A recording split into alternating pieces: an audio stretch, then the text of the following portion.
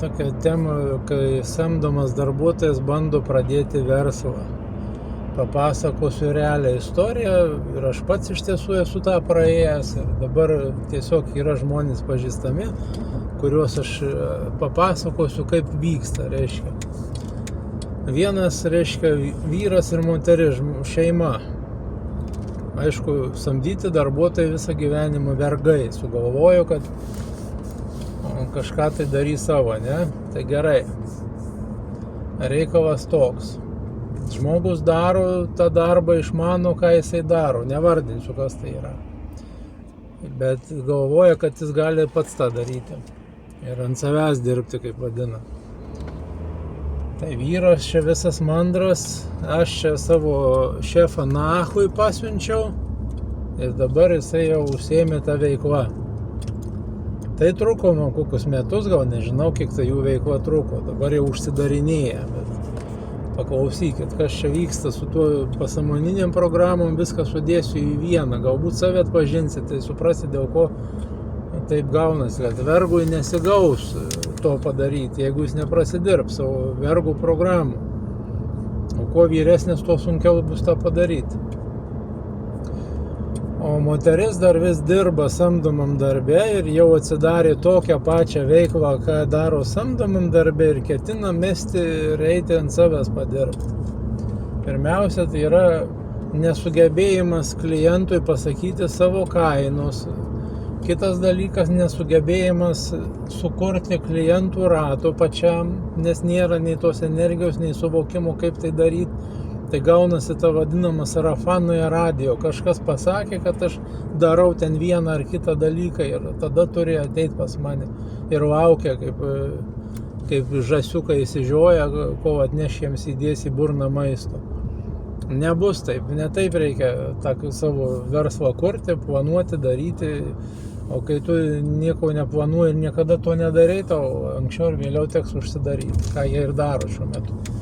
Tai va, čia yra tik tai tas reikalėlis, kad iš samdomo darbo nebeišėjo, bandė, dirbo ir reikia žmogui stabilumo. O stabilumas, jisai, tai yra, nesakysiu kokios programos, bet reiškia, stabilumo žmogus ieško visada, kad jam būtų pastoviai, ramu, saugu ir jisai. O šitam nesamdomam darbe tai yra iš karto diskomfortas, pastoviai įtampa.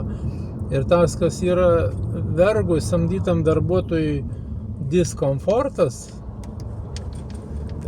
verslininkui tai tampa komfortu ir jisai nejaučia to dalyko. Jis turi įtampą, tai nėra, kad be įtampos žmogus gyvena.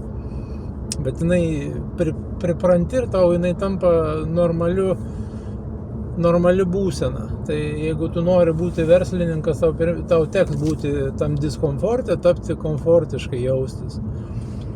Ir tai yra pasąmoninės programos, kurios verga parvaro atgal į darbą.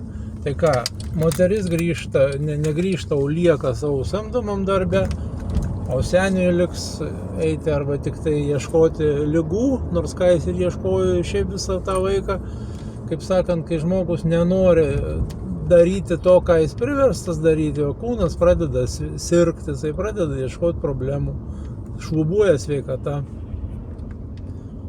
Kas liks, darbo birža arba, nežinau, kažką kitą darys turbūt, arba ieškosis, sunku pasakyti, kaip kas ką darys, bet esmė tokia, kad jeigu visą gyvenimą buvai samdytas darbuotojas, ir tu bandysi išeiti, kad ir tą patį daryti, ką tu darai, neprasidirbę savo pasąmoninių programų, nepadarę savo galvoj perversmų, greičiausiai tu to nepadarysi, tau greičiausiai teks sugrįžti atgal į tą savo darbelį, kur tu dirbai, arba eiti ant socialinių pašalpų, tą, ką ir daro sistema laiko žmonės.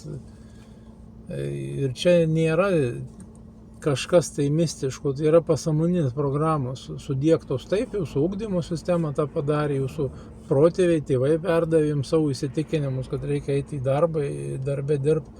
Ir jūs negalit, kad ir logiškai suprantat, bet išėjęs pasiblaško žmogus ir atgal į samdomą darbą. Ir aš tą dariau, aš bandžiau verslą daryti. Daugelis tai bandė, tai darė, tai greičiausiai grįžot atgal į į kokį nors sargo darbelį ar dar kur nors, kad tik tai stabilus atlyginimas būtų. Jūs per save neperlipat, tai čia galit kytraut kiek jūs norit, jūs per savo vidinės programas neperlipat. Ego protas, jis gali paaiškinti, aš čia kytras, nacho, aš čia moku, aš čia žinau, aš čia... Tai nahui tu sėdi samdomam darbe, blėt, jeigu tu viską žinai ir moki.